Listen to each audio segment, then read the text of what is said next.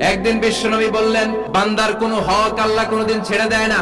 যদিও আমি নবী, আমার উপর যদি কোনো হক থাকে বলো, আমি দিয়ে দেব।